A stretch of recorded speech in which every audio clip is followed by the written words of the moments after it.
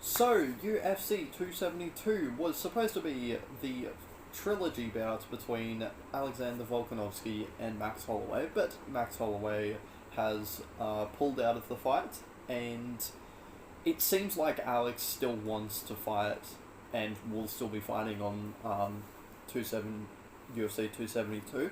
So it begs the question, who will he be fighting? Will he... What's going to happen?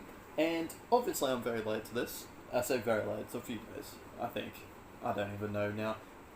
I've just been lazy and kind of just watching more so, but I just want to give my opinion on this thing. Because obviously, if you look at the rankings, I have the rankings here. God. This is... We've got Volk, obviously the champion. Max Holloway, very deserving number one contender. Sort of should be the one fighting, but obviously the injury. You got Ortega number two. Just lost to Volk, so... Although it was a really fun fight to watch, Volk comfortably won, so can't really do that one. The first viable, technically, option, Yair Rodriguez. But, I mean, he fought once. He's fought once since coming off, like, a 2-year layoff or something. And he lost to Max Holloway. Yes, it was a fun fight. Yes, he looked impressive. But he's still 0-1 in the past 2 years, so you can't really do that one. You got the Korean Zombie at number 4, and that's... I think it's the most realistic one. The most realistic option. Obviously, I don't remember where or when it was. I could honestly be lying and just making stuff up. But I remember Volk talking about some time ago that like he wants to defend against people, and I remember him saying Korean Zombie, like naming him that he wants to fight him one day. So, and obviously Korean Zombie is the highest ranked fighter, not Max Holloway, who's coming off a win. He just beat Dan Ige, when was it? And my phone's not working, so he beat Dan Ige fairly recently. But obviously the fight before that, Korean Zombie did lose to Ortega. And then, of course, Ortega went on to fight for the title and lose to Volk.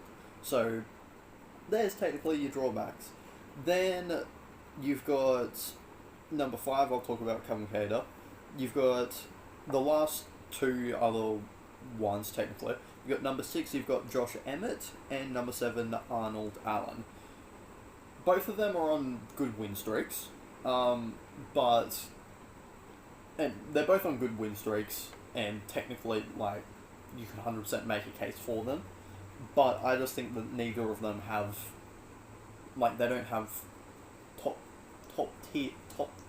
of the top tier fighter experiences. Obviously, like, I feel like they'd need to beat a top 5 opponent before they fight for the title. Although, yes, you've got a win streak, this ain't boxing. Win streaks don't mean everything.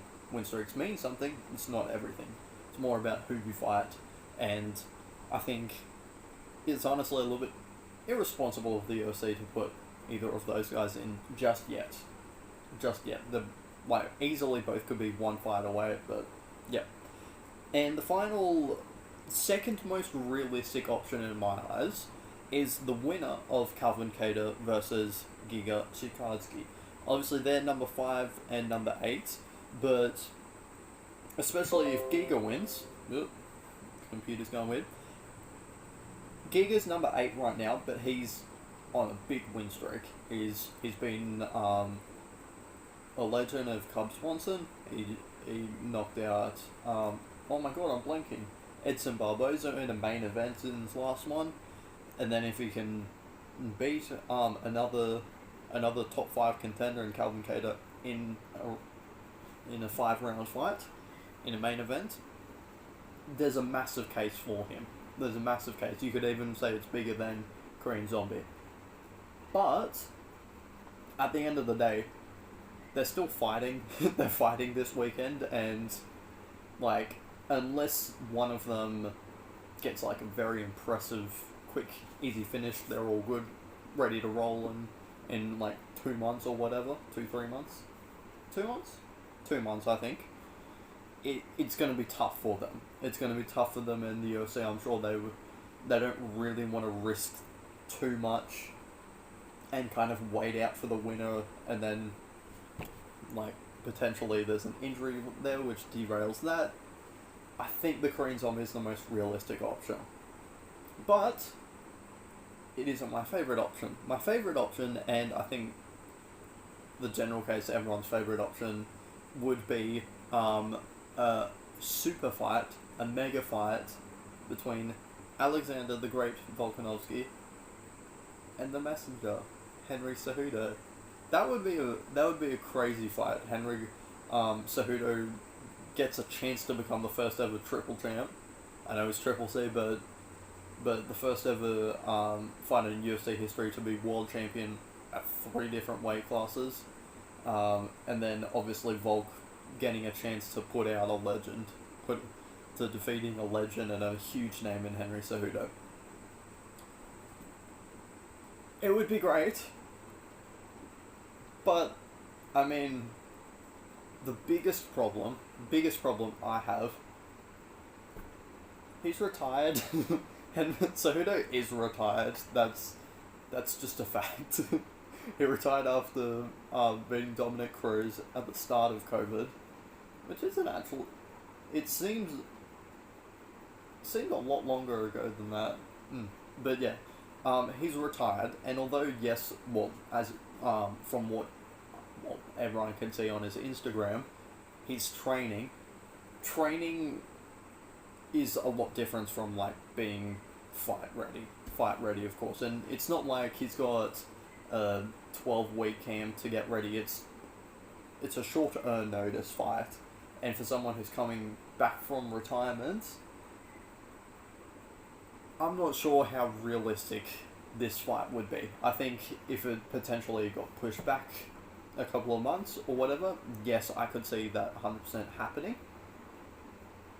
But at UFC 272, I'd be very surprised if Henry Cejudo stepped in. I'd love it. I'd love to watch Henry compete again, but I just think it's realistic. It's unrealistic, sorry.